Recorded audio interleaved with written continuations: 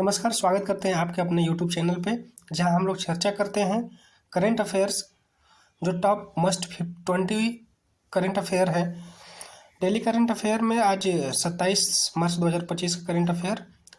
अगर आज का सुविचार को देखा जाए तो अपने लक्ष्य के लिए जोशीले और जुनूनी बनिए, विश्वास रखिए, परिश्रम का फल सफलता ही है। इसलिए अपने लक्ष्य के प्रति जोश से और जुनून दोनों से भरे रहिए और विश्वास रखिए कि परिश्रम का जो फल होता है सफलता ही है। यह इंग्लिश और हिंदी दोनों में आपको दे दिया गया है। क्वेश्चन नंबर 1 है, recently which state has become the first state in India to establish a senior citizen commission? Option A is Kerala, B Rajasthan, C Maharashtra and D Punjab. इसका हिंदी भी है, हाल ही में कौन सा राज्य वरिष्ठ नागरिक आयोग स्थापित करने वाला भारत का पहला राज्य बन गया है? Option A Kerala, B Rajasthan, C Maharashtra या डी पंजाब। तो इसका जो सही उत्तर हो जाएगा आपका ऑप्शन नंबर ए केरला। ठीक है, बढ़ते हैं हम अपने अगले प्रश्न की तरफ। अगला प्रश्न है, which body has been recently constituted by the Supreme Court to address the mental health of concerns of student? Option A national education commission, B national task force, C national health mission और D national research council.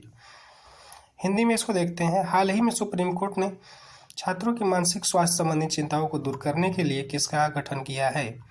Option A है राष्ट्रीय शिक्षा आयोग, B राष्ट्रीय task force या सी राष्ट्रीय स्वास्थ्य mission, D राष्ट्रीय शोध परिषद। तो इसका जो सही उत्तर हो जाएगा ऑप्शन बी राष्ट्रीय टास्क फोर्स। बढ़ते हैं हम अपने अगले प्रश्न की तरफ। इंग्लिश को छोड़ दे रहे हैं, इंग्लिश को आप लोग पीडीएफ के माध्यम से पढ़ लीजिएगा। और इस पीडीएफ अगर चाहिए आपको तो मैं एक टेलीग्राम का लिंक आपको प्रोवाइड करूंगा, चाहिए तो आप लोग इसका कमेंट बॉक्स में ज़रूर बताइएगा। तो मैं एक टेलीग्राम चैनल के माध्यम से ये सारे पीडीएफ को आपको देता रहूँगा। पढ़ते हैं अगले प्रश्न नंबर 3 की तरफ। मार्च 2025 तक प्रधानमंत्री भारतीय जन औषधि परियोजना के तहत भारत में कुल कितने जन औषधि केंद्र खोले जा चुके हैं? ऑप्शन ए है आपका 1000, 10,000, बी 11,000, 25, सी 12,400, 12,048 या डी 15,057। सही उत्तर हो जाएगा ऑप्शन डी 15,057 औषधि केंद्र 2025 तक प्रधानमंत्री जन औषधि परियोजना के तहत खोले जा चुके हैं, 15,057। बढ़ते हैं हम अपने अगले प्रश्न की तरफ। अगला प्रश्न है, हाल ही में किसने भारतीय नौसेना के लिए दूसरे युद्धपोत तपस्या को लॉन्च किया है? ऑप्शन ए भारतीय shipyard limited, B Cochin shipyard limited, C Hindustan shipyard limited या डी गोवा शिपयार्ड लिमिटेड। तो तपस्या को लॉन्च करने वाला जो शिपयार्ड है वो है आपका गोवा शिपयार्ड लिमिटेड। ठीक है, ऑप्शन डी जो हो जाएगा वो सही उत्तर होगा। बढ़ते हैं हम अपने अगले प्रश्न की तरफ। अगला प्रश्न है, हाल ही में किस देश ने न्यू डेवलपमेंट बैंक में शामिल होने की घोषणा की है? Option A Pakistan, B Bangladesh, C Indonesia या डी श्रीलंका। तो इसका सही उत्तर हो जाएगा ऑप्शन सी इंडोनेशिया, जो हाल ही में न्यू डेवलपमेंट बैंक में शामिल होने की घोषणा की है। पढ़ते हैं अगले प्रश्न की तरफ। अगला प्रश्न है हमारा कि निम्नलिखित में से कहाँ युगे युगिन भारतीय राष्ट्रीय संग्रहालय बनाया जाएगा? ए महाराष्ट्र में, बी नई दिल्ली, सी बेंगलुरु या डी उड़ीसा में। इसका सही उत्तर हो जाएगा ऑप्शन बी नई दिल्ली। ठीक है, ऑप्शन बी नई दिल्ली। बढ़ते अगले प्रश्न की तरफ। हाल ही में किस तारीख को विश्व डाउन सिंड्रोम दिवस मनाया गया? विश्व डाउन सिंड्रोम दिवस। ऑप्शन ए 20 मार्च, बी 21 मार्च, सी 22 मार्च या डी 23 मार्च। सही उत्तर हो जाएगा ऑप्शन बी 21 मार्च। 21 मार्च को डाउन सिंड्रोम दिवस मनाया जाता है। बढ़ते अगले प्रश्न की तरफ।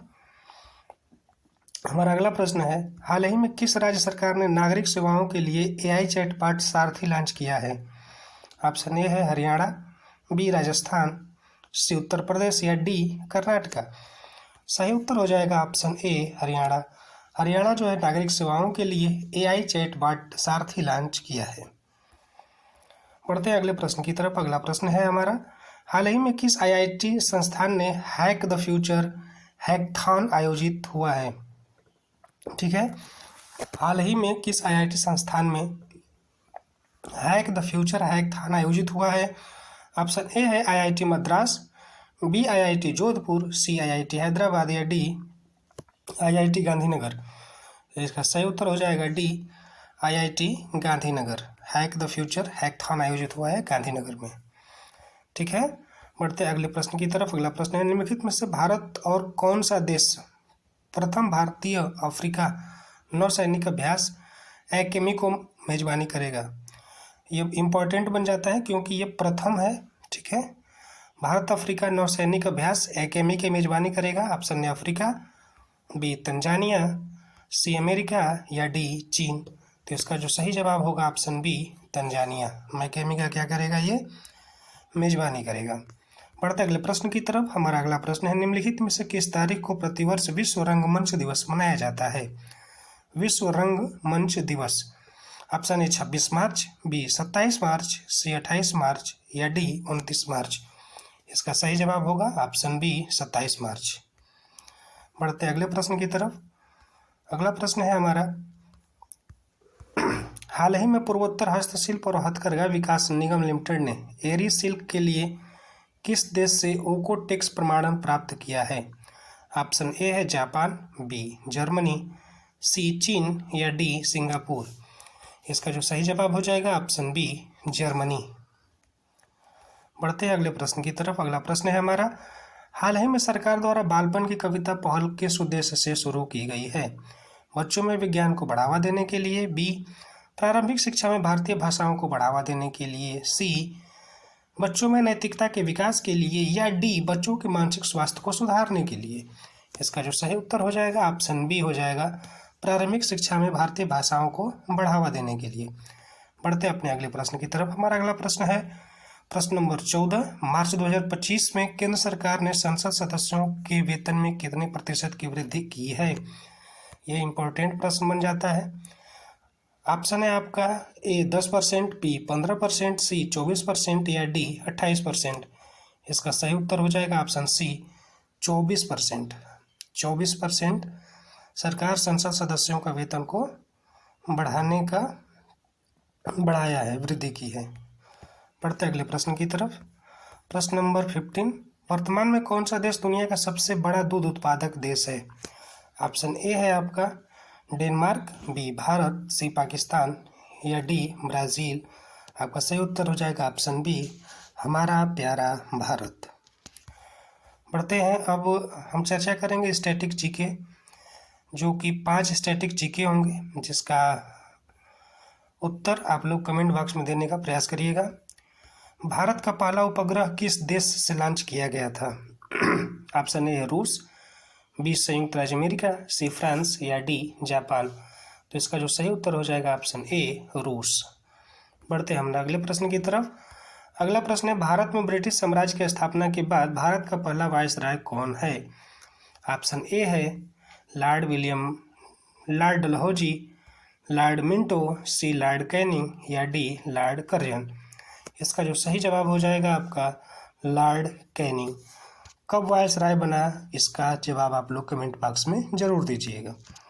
बढ़ते हैं हम अगले प्रश्न की तरफ। अगला प्रश्न है हमारा, कोलतार के मुख्य रूप से कौन सी गैस पाई जाती है? कोलतार में मुख्य रूप से कौन सी गैस पाई जाती है?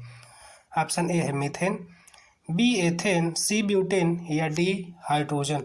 तो इसका जो सही उत्तर हो जाएगा, कोलतार में मेथेन पाई जाती है, तो ऑप्शन ए जो होगा वो सही आंसर होगा। बढ़ते हैं अगले प्रश्न की तरफ। प्रश्न नंबर